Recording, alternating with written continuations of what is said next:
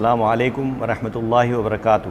ان الحمد للہ نحمده ونستعینه ونستغفره ونؤمن به ونتوکل علیہ ونعوذ باللہ من شرور انفسنا ومن سیئات اعمالنا من يهده اللہ فلا مضل له ومن يضلل فلا هادی له واشهد ان لا الہ الا اللہ وحدہ لا شریک له واشهد ان محمدا عبدہ ورسولہ اللہم صل علی محمد وعلی آل محمد کما صلیت علی ابراہیم وعلی آل ابراہیم انک حمید مجید اللہم بارک علی محمد وعلی آل محمد کما بارکت علی ابراہیم وعلی آل ابراہیم انک حمید مجید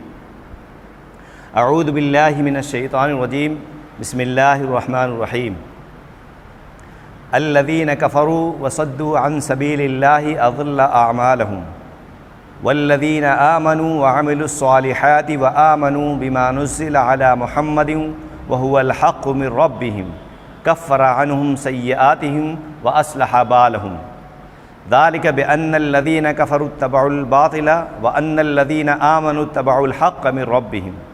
كذلك يضرب الله للناس أمثالهم فإذا لقيتم الذين كفروا فضرب الرقاب حتى إذا أثخنتموهم فشدوا الوثاق فإما منا بعدهم وإما فداء حتى تضعوا الحرب أوزارها ذلك ولو شاء الله لانتصر منهم ولكن ليبلو بعضكم ببعض والذين قتلوا في سبيل الله فلن يضل أعمالهم سيهديهم ويصلح بالهم ويدخلهم الجنة عرفها لهم یا ایھا الذین آمنوا ان تنصروا اللہ ینصرکم ویثبت اقدامکم۔ محترم حضرات، میں نے آپ لوگوں کے سامنے سورہ محمد کی ابتدائی 7 آیتوں کی تلاوت کی، جس کا ہم ترجمہ اور تفسیر سمجھیں گے انشاءاللہ باذن اللہ۔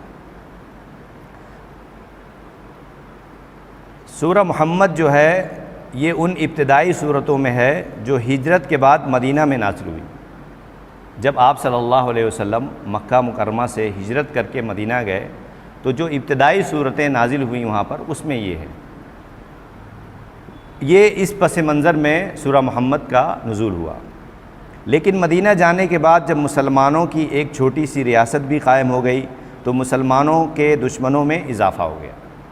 اسی کے سلسلے میں یہ آیت نازل ہوئی تو اللہ تبارک تعالیٰ نے ارشاد فرمایا الذین کفروا وصدوا عن سبیل اللہ اضل اعمالہم۔ جن لوگوں نے انکار کیا،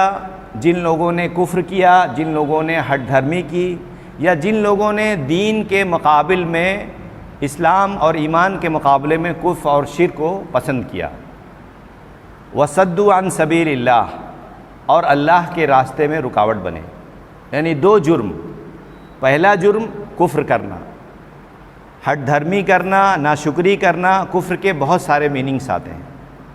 ہٹ دھرمی، ناشکری، انکار اور ایمان اور اسلام کی مخالفت، یہ کفر کے 4-5 میننگس ہیں۔ تو اللہ تبارک تعالیٰ نے کہا جن لوگوں نے کفر کیا، وصدوا عن سبیل اللہ، اور اللہ کے راستے میں رکاوٹ بنے، اضل اعمالہم، ان کے سارے اعمال برباد ہو گئے، سارے اعمال ضائع ہو گئے، اندھیرے میں چلے گئے، بیکار ہو گئے۔ پھر اللہ تبارک تعالیٰ نے آگے بتایا والذین آمنوا وعملوا الصالحات، اور جو لوگ ایمان لائے اور نیک کام کیے۔ کسی بھی نیک کام کے لیے ایمان کا ہونا لازمی ہے اگر آخرت میں اس کا بدلہ چاہیے، ورنہ اللہ تبارک تعالیٰ دنیا میں بدلہ دے دیتے ہیں۔ بہت سے لوگ ایسے ہیں جو نیک کام کرتے ہیں لیکن ان کا ایمان نہیں ہے، تو اللہ تعالیٰ ان کو دنیا میں دے دیتے ہیں لیکن آخرت میں ان کا کچھ حصہ نہیں ہوتا۔ اس لیے جہاں پر نیک عمل کی بات ہے والذین آمنوا وعملوا الصالحات، جن لوگوں نے ایمان لایا پھر نیک کام کیا، یعنی آپ کا نیک کام اس وقت تک فائدہ مند نہیں ہوگا جب تک آپ کا ایمان مضبوط نہ ہو۔ وآمنوا بما نزل علی محمد، اور اس کے بعد صرف ایمان لانے اور نیک کام کرنے سے کام نہیں چلے گا بلکہ اس پر بھی ایمان لانا پڑے گا۔ وآمنوا بما نزل علی محمد، جو محمد صلی اللہ علیہ وسلم پر نازل ہوا، یعنی قرآن اور حدیث۔ یعنی اللہ اور رسول پر ایمان لانے کا مطلب یہ ہے کہ قرآن اور حدیث پر بھی آپ کا ایمان ہونا چاہیے۔ یہاں اللہ تبارک تعالیٰ، یہ سورہ محمد ہے، پھر بھی محمد صلی اللہ علیہ وسلم کا نام لے کر مزید تاکید کے لیے ہمیں جو ہے یہ مبالغہ آرائی کے ساتھ بتا رہے ہیں، زیادہ وزن سے، تاکہ ہم سمجھ جائیں کہ اگر ہم ایمان لائیں گے اور اچھا کام کریں گے تو محمد صلی اللہ علیہ وسلم پر جو کچھ نازل ہوا ہے اس سب پر ایمان لانا ہوگا، یعنی قرآن اور حدیث پر۔ وَهُوَ الْحَقُّ مِن رَبِّهِمْ، کیوں؟ اس لیے کہ یہ ہمارے رب کی طرف سے حق ہے، اللہ اور اس کے رسول کی بات حق ہے۔ کفر عنہم سیئاتہم واصلح بالہم، تو اللہ تبارک تعالی ہم سے ہماری برائیاں، ہمارے گناہ سب دور کر دے گا۔ واصلح بالہم، اور ہمارے حالات، ہمارے فیملی مسائل اور سب چیزوں کو درست فرما دے گا۔ یعنی اللہ تبارک تعالی جو بھی ایمان لائے گا، نیک کام کرے گا، اور محمد صلی اللہ علیہ وسلم پر جو چیز نازل ہوئی ہے وہ اللہ کی طرف سے حق ہے، تو اللہ تبارک تعالی ان کے جو ہے برائیاں ان سے دور کر دیں گے اور ان کا حال درست کر دیں گے۔ اور جو لوگ کفر کریں گے اور اللہ کے راستے میں رکاوٹ بنیں گے، ان کے سارے اعمال برباد ہو جائیں گے۔ فیصلہ بالکل صاف، دو آیتوں میں دو باتیں بالکل واضح ہو گئی، ایمان اور کفر کی بات بالکل واضح ہو گئی، بالکل شیشے کی طرح صاف ہو گئی۔ اللہ تبارک تعالیٰ مزید آگے سمجھا رہے ہیں، ذالک بأن الذین کفروا اتبعوا الباطل، یہ اس لیے ایسا اللہ تبارک تعالیٰ نے فیصلہ فرمایا کہ جو لوگ کفر پر ہیں، انکار پر ہیں، ہٹ دھرمی پر ہیں، وہ باطل کی اتباع کرتے ہیں، حق کی اتباع نہیں کرتے ہیں، وہ باطل کی اتباع کرتے ہیں۔ وَأَنَّ الَّذِينَ آمَنُوا اتَّبَعُوا الْحَقَّ مِن رَبِّهِمْ، اور یقیناً جو لوگ ایمان پر ہیں وہ حق کی اتباع کرتے ہیں جو رب کی طرف سے۔ كَذَلِكَ يَضْرِبُ اللَّهُ لِلنَّاسِ أَمْثَالَهُمْ، اللہ تبارک تعالیٰ کھل کر لوگوں کے لیے، عام لوگوں کے لیے، سبھی لوگوں کے لیے، تمام انسانوں کے لیے یہ مثال بیان کرتا ہے کہ دیکھو حق اور باطل بالکل واضح ہے۔ اور قرآن کریم جو ہے یہ فیصلہ کن کتاب ہے، یہ فرقان بھی کہا گیا ہے کیونکہ یہ حق اور باطل کا فیصلہ کر دیتی ہے قرآن کریم، تو اس لیے قرآن کو فرقان بھی کہا گیا ہے۔ پھر اللہ تبارک تعالیٰ نے فرمایا فَإِذَا لَقِيتُمُ الَّذِينَ كَفَرُوا فَضَرْبَ الرِّقَابِ، مسلمانوں سن لو، جب تمہاری کافروں سے مٹبھیڑ ہو جائے، فَإِذَا لَقِيتُمُ الَّذِينَ كَفَرُوا فَضَرْبَ الرِّقَابِ، تو ان کی گردنیں اڑا دو۔ اس کا مطلب یہ ہوا کہ پہلے تو تم تمنا نہ کرو لڑائی کی، لیکن اگر مارکا ہو جائے تو پھر اس وقت تردد، تکلف اور جو ہے بہت اچھے سے سمجھانے کی ضرورت نہیں ہے، کیونکہ جنگ کے میدان میں قلم کا اور دعوت و تبلیغ کا اثر کم ہوتا ہے، خنجر کا اور بہادری کا اثر زیادہ ہوتا ہے۔ یہ مسجد ہے، اللہ کا گھر ہے، یہاں دعوت و تبلیغ کا کام ہو رہا ہے، تو یہاں ہم جتنے بہتر انداز میں سمجھائیں گے اللہ کی بات وہ بہت بہتر۔ لیکن جنگ کے میدان میں ہم قرآن کریم لے کر بیٹھ جائیں گے اور سمجھائیں گے ایسا کرو ایسا کرو، تو اس وقت مارکا ہو چکا ہوگا۔ اس وقت تو پہلے ایمرجنسی سچویشن کو کنٹرول کرنا ہے نا، کیسے روکیں گے آپ؟ کسی کا ہاتھ پکڑ لیں گے، کوئی اچانک لوگ آ گئے تو پہلے تو اس کو روکیں گے نا، پہلے تو ان کو سائلنٹ کریں گے نا۔ تو اس لیے اللہ تبارک تعالیٰ نے کہا کہ اگر ایسی مصیبت آ جائے، کیونکہ ابھی مکے سے آپ لوگ ہجرت کر کے آئے ہیں، ابھی کتنا آپ نے تقریباً 13 سال جو ہے آپ نے جھیلا ہے، مستقل جھیلا ہے، مستقل تشدد، پریشانیاں، چھپنا، کھانا پینا، فیملی، زمین جائیداد، سب کی مصیبتیں جھیلی ہیں۔ اگر یہاں پر بھی اگر ایسی بات آئے تو آپ لوگ بالکل تیار رہیے۔ لیکن ابتدا میں فوراً جہاد کا حکم نہیں ہوا، وہ 2 سال کے بعد ہوا۔ کیوں؟ اس میں بھی اللہ سبحانہ وتعالیٰ کی حکمت تھی کہ اگر آپ لوگ ابھی ہجرت کر کے آئے ہیں، ابھی تھکے ہوئے ہیں، ابھی تیار بھی نہیں ہیں، ابھی آرام کر لیجئے، پہلے پھر تیاری کر لیجئے، پھر جو ہے آپ جد و جہد کریے۔ تو دنیا نے دیکھا کہ 5 سالہ جد و جہد میں یا 7 سالہ مان لیجئے، سارے عالم میں پھیل گئے، اور آج الحمدللہ ثم الحمدللہ ہم تک صاف ستھرا سچا پیور دین موجود ہے۔ اگر ہم صحیح سے عمل کریں تو ہم مستفیض ہو سکتے ہیں الحمدللہ۔ حتیٰ اذا اثقلتموہم فشدوا الوثاق، تو جب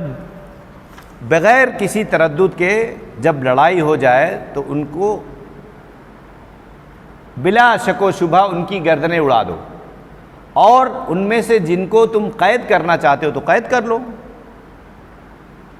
کیونکہ طرح طرح کے دشمن ہوں گے نا، کچھ بہت پرانے دشمن ہوں گے، کچھ جو ہے ابھی نئے دشمن ہیں، کچھ جذباتی طور پر کھڑے ہوں گے، تو تم جیسا سمجھو اس طرح سے مصلحتاً کرو، لیکن اس میں تکلف اور تردد اور سوچ میں نہ پڑو۔ فَإِمَّا مَنًّا بَعْدُ وَإِمَّا فِدَاءً حَتَّى تَضَعَ الْحَرْبُ أَوْزَارَهَا، پھر ان کے بعد یا تو ان پر احسان کرو یا تاوان لے کر، جزیہ لے کر چھوڑ دو۔ احسان کرنے کا مطلب کیا ہے کہ مکے میں بھی یہ بات ہوئی کہ وہ تو ہمارے اوپر بہت سختی کر رہے ہیں، لیکن ہم جو ہے اللہ سبحانہ تعالیٰ کا عذر نہیں تھا کہ ہم جواب دے سکیں، کیونکہ دین کو پھیلانے میں جو سختیاں برداشت کرنی ہے وہ ہر طرح سے اللہ سبحانہ تعالیٰ پریکٹیکل کرانا چاہ رہا تھا آپ صلی اللہ علیہ وسلم کو اور ان کے صحابہ کرام رضی اللہ عنہ۔ یہی وجہ ہے کہ جو قرآن کے نزول کے ساتھ اور آپ صلی اللہ علیہ وسلم کے ساتھ جو صحابہ کرام رضی اللہ عنہم تیار ہوئے، ان کا ایمان بہت مضبوط تھا، اور فتح مکہ کے بعد بھی لوگ ایمان لائے لیکن ان کا ایمان اتنا مضبوط نہیں تھا، کیونکہ ان پر قرآن کریم کے ساتھ اور صحابہ کرام اور آپ صلی اللہ علیہ وسلم کے ساتھ پوری تیاری اور مشق نہیں ہوئی۔ اس لیے ہمیں مشق اور تیاری بھی کرنی چاہیے۔ ذالک ولو یشاء اللہ لانتصر منہم، اور اگر اللہ چاہتا تو خود بھی ان سے انتقام لے سکتا، ولکن لیبلو بعضکم ببعض، لیکن اللہ تبارک تعالیٰ ہم میں سے بعض لوگوں کو آزمائش میں ڈالنا چاہتا ہے۔ ہم دیکھتے ہیں نا گھر میں بھی کبھی کبھی بیوی کا مزاج الگ ہے، شوہر کا مزاج الگ ہے، شوہر کا مزاج الگ ہے، بیوی کا مزاج الگ ہے، ایون والد اور بچے کا اور بچیوں کا بھی مزاج نہیں ملتا ہے، لیکن اللہ سبحانہ وتعالیٰ نے کہ آپ ان کی اصلاح کریے۔ آپ اگر کوئی کہے کہ بھائی ہم ان کے پاس نہیں جائیں گے، ان کا عقیدہ درست نہیں ہے، تو بھائی آپ کا عقیدہ درست ہے تو آپ جا کے ان کا عقیدہ درست کریے، کوشش تو کریے۔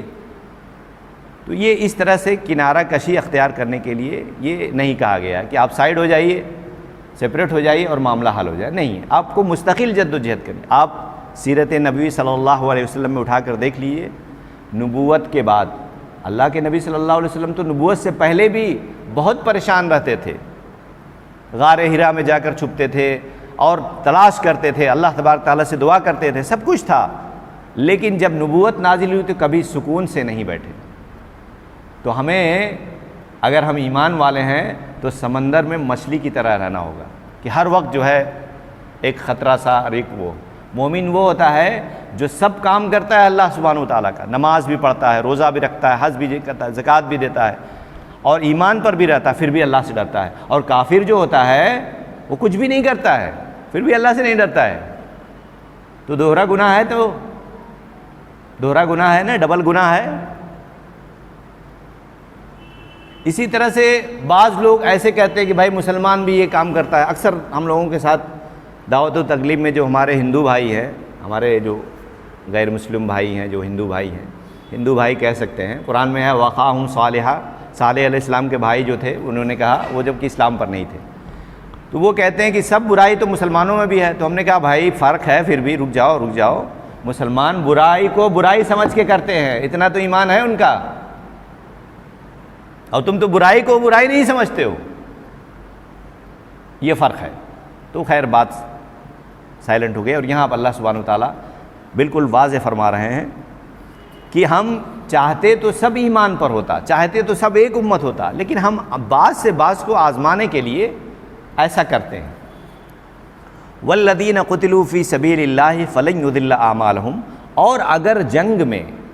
تمہیں اس لیے تردد اور تکلف نہ ہو کہ اگر سپوز تم قتل کر دیے جاؤ،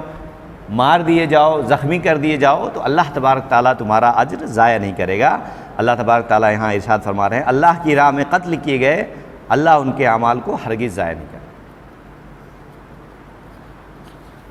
اسی طرح سے آگے آیت میں ہے وہ ان کی رہنمائی کرے گا، سیہدیہم، انہیں عن قریب ہدایت بھی دے گا، ویصلح بالہم، اور ان کا حال درست کرے گا۔ یہ نہیں بھائی ایک ہی آدمی ہے، گھر میں ایک ہی آدمی ہے، کمائے گا کہ جہاد کرے گا، ایسا نہ ہو تو آپ بولیے گا بھائی جہاد کرے گا، جد و جہد کرے گا، کیونکہ مال غنیمت جو ہے مجاہدوں کے لیے ہے، لوٹیروں کے لیے نہیں ہے، مال غنیمت مجاہدوں کے لیے ہے۔ اللہ تبارک تعالیٰ نے مجاہدوں کے لیے مال غنیمت حلال کیا ہے۔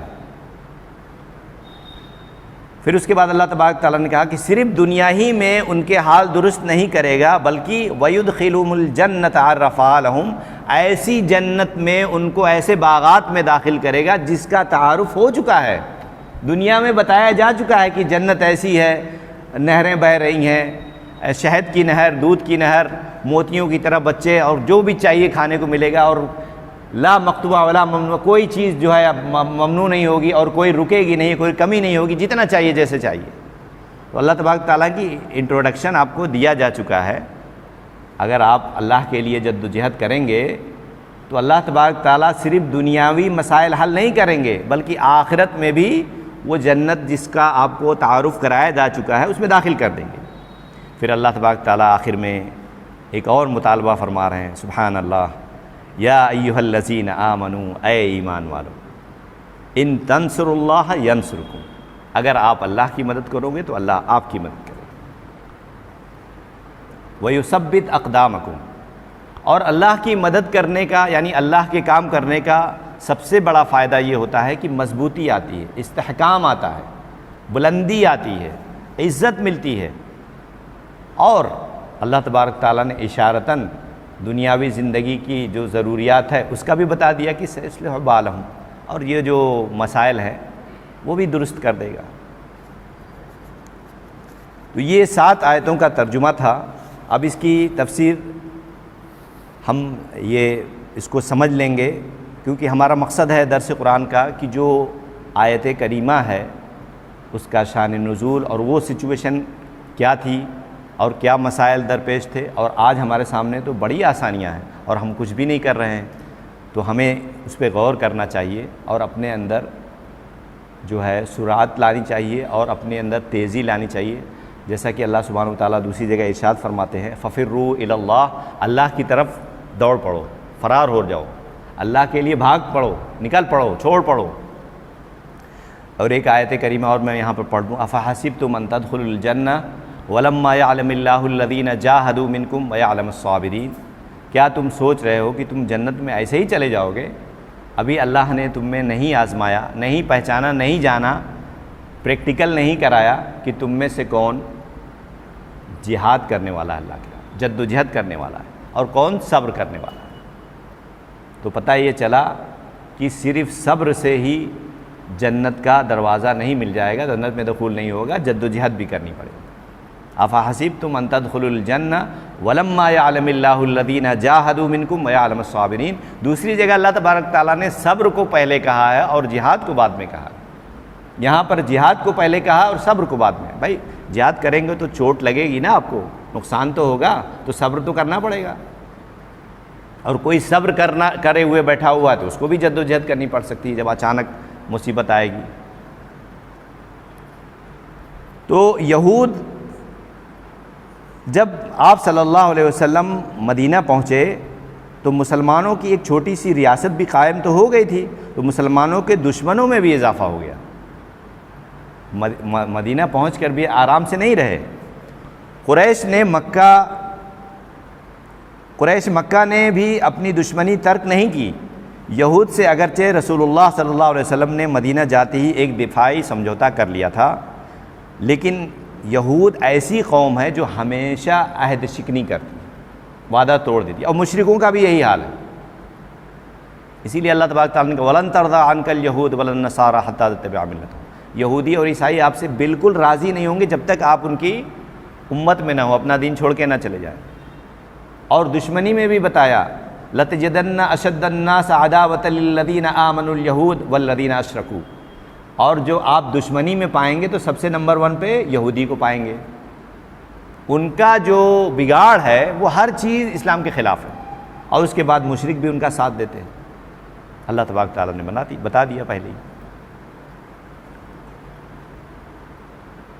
تو اس سمجھوتے کے بعد منافقین بھی مسلمانوں کے لیے آستین بنے ہوئے تھے، مار آستین بنے ہوئے تھے، مطلب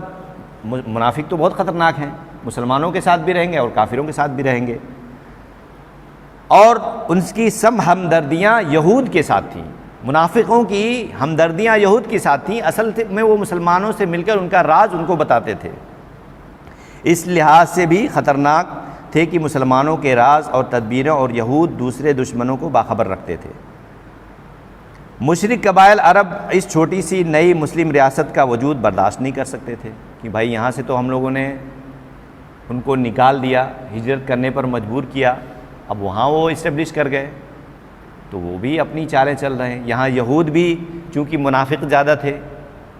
حالانکہ بعد ان میں سے اسلام بھی قبول کیا، مرد اور عورتوں میں سے بھی، اور بڑا اچھا کام کیا، لیکن اکثریت جو ہے وہ رہی۔ تو اب یہ دیکھیے وہاں مسئلہ سب بن گیا۔ اب یہاں پر دو ہی راستے بچے تھے۔ مدینہ پہنچنے کے بعد پیدا ہونے والے جب شدید مسائل ہوئے تو دو ہی راستے بچے۔ مدینہ پہنچ کر مسلمانوں کو یہ تو فائدہ ہو گیا کہ اب وہ آزادی کے ساتھ قرآن پڑھ سکتے تھے، ارکان اسلام بجا لاتے اور علی اعلان تبلیغ کر سکتے تھے، مگر یہاں آ کر وہ اندر اور باہر کے چاروں دشمنوں کی طرف سے گھر گئے تھے۔ ایک طرف یہ آزادی کہ آپ اپنے اسلام کو فالو کر سکتے ہیں، مکے میں یہ آزادی نہیں تھی، مکے میں چھپ چھپ کر، لیکن وہاں پر کھلم کھلا کر سکتے تھے، لیکن منافقت یہودوں کی اور وہاں مشرک تیاری کر رہے ہیں۔ اور وجہ کیا تھی کہ وہ ان کا کاروبار تھا، اور یہ دین جو ہے جب دین پر آدمی آتا ہے نا تو وہ اپنے سب سے پہلے اس کے نفس وہ ہوتا ہے کہ میرا کاروبار کا نقصان ہو جائے گا، اور یہودیوں کے اندر آج بھی یہ صفت موجود ہے۔ وہ جانتے ہیں کہ محمد صلی اللہ علیہ وسلم حق ہے، لیکن وہ اپنے کاروبار کو نقصان نہیں پہنچانا چاہتے۔ مہاجرین کی آبادی اور معاشی پریشانیوں کا مسئلہ الگ تھا۔ جو ہجرت کر کے آئے ہیں وہ کیسے رہیں گے، ان کا ذریعہ معاش کیا ہوگا، یہ مسئلہ بھی تھا۔ ان حالات میں مسلمانوں کے لیے بس دو ہی راستے تھے، ایک یہ کہ ان مشکلات سے گھبرا کر کفر کے آگے گھٹنے ٹیک دے، ایک یہ تھا کہ سرنڈر ہو جائے، اور دوسرا یہ کہ سر دھڑ کی بازی لگا کر کفر کے مقابلے میں ڈٹ جائے اور اللہ پر بھروسہ کرے۔ دو راستے تھے۔ کیا راستہ تھا؟ ایک تو اپنے آپ کو سرنڈر کر لے، ہم بھائی مجبور ہیں، ہر طرف سے گھرے ہوئے ہیں، ہمارے پاس طاقت نہیں ہے۔ دوسرا یہ کہ نہیں، ہم اللہ کے بھروسہ کر کر لڑیں گے، چاہے کم وسائل ہی کیوں۔ اسی پس منظر میں یہ صورت نازل ہوئی، مسلمانوں کو تسلی بھی دی گئی اور اللہ پر توکل رکھتے ہوئے قتال فی سبیل اللہ کی ترغیب دی گئی۔ آپ کس کے لیے لڑ رہے ہیں؟ اللہ کے لیے لڑ رہے ہیں نا، تو اللہ پر بھروسہ کریے نا۔ قرآن میں اللہ سبحانہ و تعالیٰ ارشاد فرماتے ہیں وَأَعِدُّوا لَهُم مَّا اسْتَطَعْتُم مِّن قُوَّةٍ وَمِن رِّبَاطِ الْخَيْلِ سَيُرْهِبُونَ بِهِ عَدُوَّ اللَّهِ وَعَدُوَّكُمْ۔ آپ جو ہے اپنی تیاری رکھیے اور روب ڈالیے، اپنی تیاری رکھیے اور روب ڈالیے، اور پرہیزگاری اور تقوی اور بہادری، یہ سب ساری صفات ہیں جو انسان کو اندر سے اسٹرانگ اور مضبوط کرتی ہے۔ اگر ایمان نہیں ہے تو ٹیکنالوجی اور میزائل اور دنیا بھر کے بمباری یہ سب کچھ ہو رہی، ایمان نہیں ہے تو نتیجہ کیا ہوتا ہے؟ ان کا اپنا نقصان ہوتا ہے۔ ابھی حال ہی میں 2 جگہ سیلاب کا عذاب آیا، اور آزمائش بھی ہے کسی کے لیے، اور کوئی شہید بھی ہوا ہوگا، اللہ کی مصلحت ہے، ہم کچھ نہیں کہہ سکتے۔ آپ کے امارات میں دبئی میں ہوا، اور پاکستان میں ابھی حال میں ابھی اس سے نکل نہیں پا رہا ہے۔ کہیں بھی کسی بھی وقت کسی بھی طرح کی آزمائش آ سکتی ہے، تو اللہ تبارک تعالیٰ اس آیت کریمہ میں ہم کو بہت ساری باتیں بتا رہے ہیں، اور اس میں جو ہے اب میں کچھ حدیثیں جو ہے آپ لوگوں کو بتاؤں گا۔ آپ صلی اللہ علیہ وسلم کی جو باعث ہے اس کے بعد سب سے آپ کو نبوت اور پر ایمان لانا ضروری ہے۔ اس آیت میں اللہ تبارک تعالیٰ نے محمد صلی اللہ علیہ وسلم پر اور قرآن پر ایمان لانے کا خصوصی طور پر ذکر کیا۔ وجہ یہ ہے کہ مدینہ میں کچھ ایسے یہود تھے جو ایمان بالغیب رکھتے تھے، نیک کام بھی کرتے تھے۔ انہیں متنبہ کیا گیا کہ اب سیدنا موسیٰ علیہ السلام اور تورات پر ایمان لانا سودمند نہیں ہوگا۔ آپ صلی اللہ علیہ وسلم پہنچ چکے تھے، اور اس پر بھی وہ سب کچھ کرتے، اور جانتے تھے کہ آپ صلی اللہ علیہ وسلم نبی ہیں، لیکن ان کو یہاں پر اس بات سے آگاہ کیا گیا۔ وجہ یہ تھی کہ سابقہ انبیاء کی تمام شریعت علاقائی یا قومی تھی اور عارضی بھی تھی، جبکہ رسول اللہ صلی اللہ علیہ وسلم سارے جہاں کے لیے اور تا قیامت کے لیے رسول ہیں۔ اس طرح قرآن بھی جملہ اہل عالم کے لیے، اہل عالم کے لیے ایک تا قیامت ہدایت کا ذریعہ ہے۔ اسی طرح سے جس طرح نبی صلی اللہ علیہ وسلم آخری نبی اور رسول ہیں اور رہتی دنیا تک ان کے بعد کوئی نبی نہیں آئے گا، اسی طرح قرآن کریم بھی آخری کتاب ہے، اس کے بعد کوئی کتاب نہیں آئے گی۔ تو آپ صلی اللہ علیہ وسلم پر بھی ایمان لانا ہے اور قرآن پر بھی ایمان لانا اور حدیث پر بھی ایمان لانا۔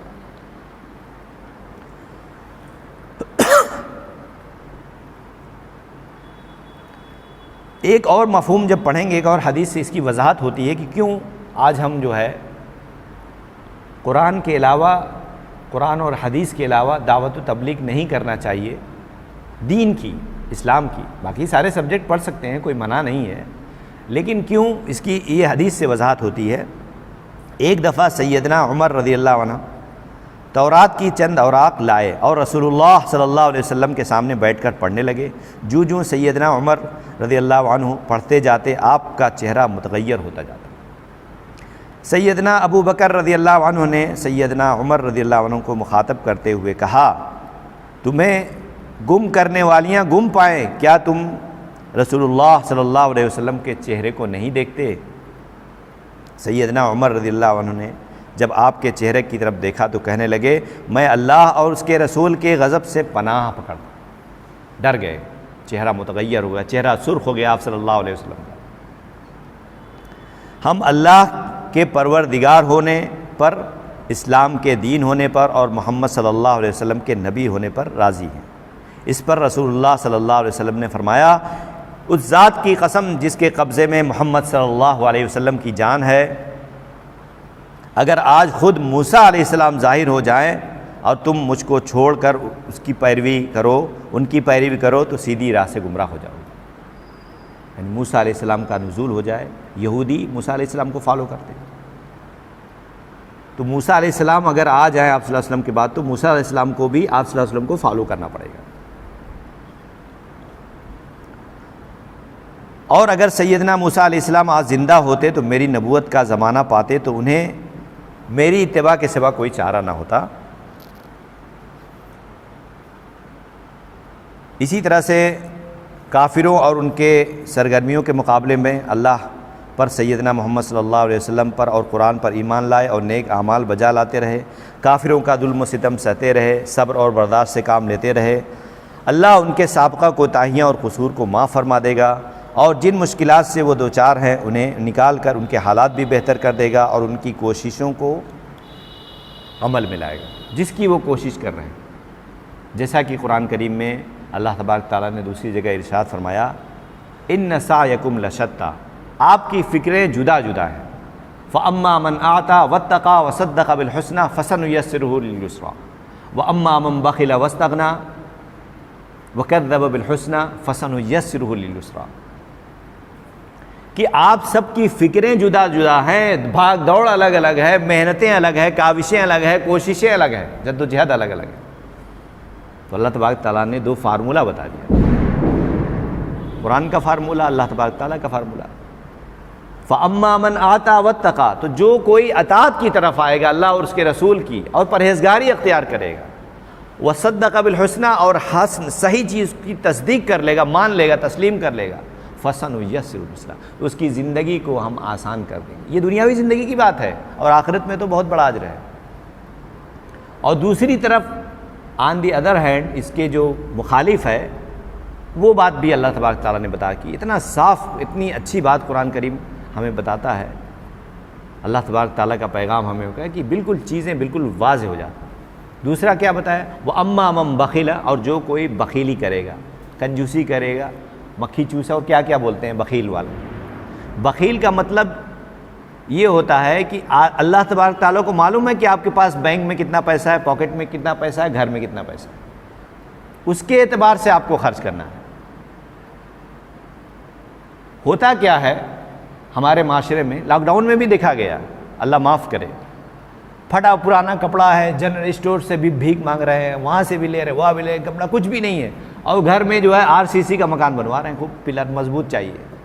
وہ کہہ رہے ہیں کھانے کو نہیں ہے۔ نعوذ باللہ، میں نے بڑا افسوس کی بات، میں نے مسلمانوں کو دیکھا ہے، حج کرنے گئے ہیں 2 لاکھ روپیہ 2.5 لاکھ روپیہ، لیکن وہ کھانے کے لیے لوٹ اور شکایت ایمبیسی میں، بتائیے یہ کیا ہے؟ تھوڑے سے اس کے لیے آپ جو ہے برداشت نہیں کر سکتے؟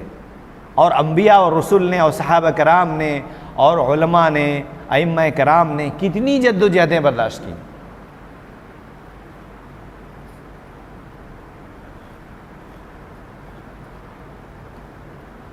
تو اللہ تبارک تعالیٰ نے کہا وَأَمَّا مَن بَخِلَ وَاسْتَغْنَىٰ، اور بے پرواہ ہو جائے، بے پرواہ ہو جائے، ہمیں کوئی مطلب نہیں، ہمارا کیا کام ہے۔ وَكَذَّبَ بِالْحُسْنَىٰ، اور حق کی جھٹلا دے، حق کو انکار بھی کر دے۔ یہ جیسی ادھر ترازو پر معاملہ ویسے ادھر بھی ہے، اچھائیوں کا ترازو بھی ہے اور برائیوں کا بھی ترازو، آپ کس پر اپنا سامان رکھنا چاہتے ہیں؟ تو اللہ تبارک تعالیٰ فَسَنُيَسِّرُ لِلْيُسْرَىٰ، تو اس کی زندگی کو ہم دشوار کن بنا دیں گے۔ تو اللہ ہی ہے سبحانہ و تعالیٰ جو ہماری زندگیوں کو آسان بناتا ہے اور ہماری زندگیوں کو مشکل ترین بناتا ہے، سب اللہ کے اختیار میں، ہماری اپنی محنت سے کچھ نہیں ہوتا ہے، محنت سے ہوتا ہے، ہم جس کی کوشش کریں گے وہ ملتا ہے، لیکن ایمان کا ہونا بہت ضروری ہے۔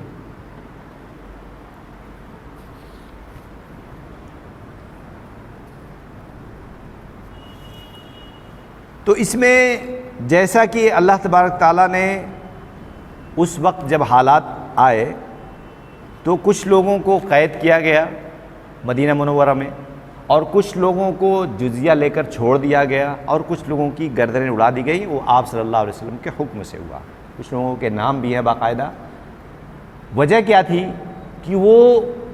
ان کا جو دشمنی کا جو وہ تھا وہ بہت زیادہ انٹرنل تھا، اندر سے بہت زیادہ اسٹرانگ تھے،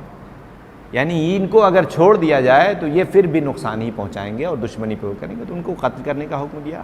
اور کچھ ایسے تھے کہ بھائی ہاں بھیڑ جا رہی ہے چلو ہم بھی ہو رہے ہیں، انہوں نے دھیان نہیں دیا کہ کس کی مخالفت کرنی کیا، تو ان کا الگ مسئلہ آیا۔ اسی طرح سے اس میں سارا جو ہے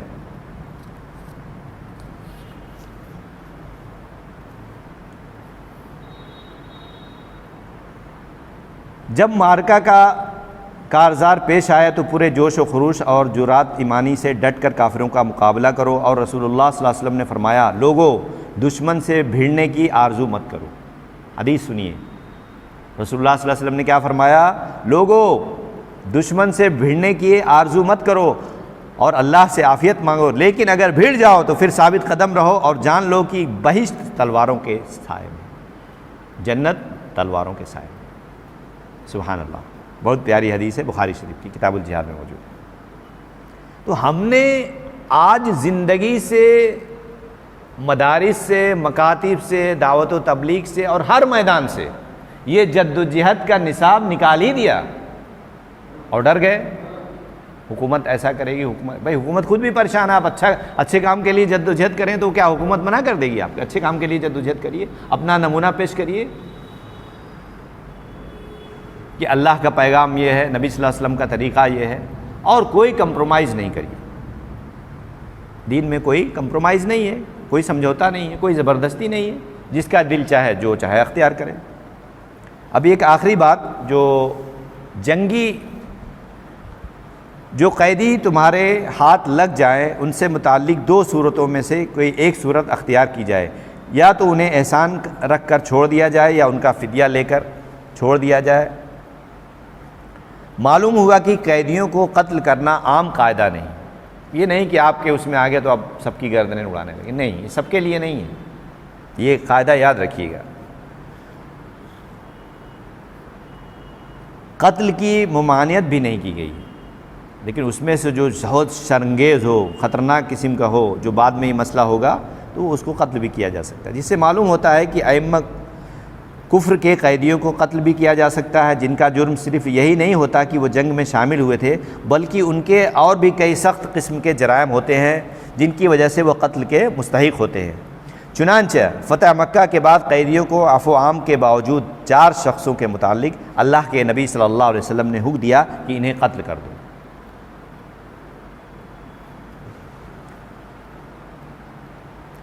جنگ بنو قریظہ کے بعد محصور یہود نے سیدنا سعد بن معاذ کو ثالث تسلیم کرتے ہوئے ہتھیار ڈال دیے، تو سیدنا سعد رضی اللہ عنہ نے ان کا ان کے حق میں یہ فیصلہ کیا کہ ان کے نوجوانوں کو قتل کر دیا جائے، بچوں اور عورتوں کو لونڈی غلام بنا لیا جائے اور ان کے اموال مجاہدین میں تقسیم کر دیا جائے، تو رسول اللہ صلی اللہ علیہ وسلم نے سیدنا سعد کے اس فیصلے کو بالکل درست قرار دیتے ہوئے فرمایا کہ ان کا فیصلہ آسمان والوں کا فیصلہ ہے۔ اب دیکھیے آپ صلی اللہ علیہ وسلم کے ایک صحابی کا فیصلہ اللہ کے نبی صلی اللہ علیہ وسلم نے مانا، کیونکہ یہ آسمان سے ان کا فیصلہ ہے، یہ آسمان سے جو فیصلے آتے ہیں اس کے بالکل ماتحت ہے، تو اس لیے اللہ کے نبی صلی اللہ علیہ وسلم نے، اور یہاں یہ آیت لکھی ہوئی امرہم شورا بینہم، اللہ کے نبی صلی اللہ علیہ وسلم کو بھی یہ حکم تھا کہ ان سے مشورہ کیا کرو، یعنی آپ صرف مشورہ دے نہیں رہے، آپ مشورہ لے بھی رہے ہیں۔ سبحان اللہ۔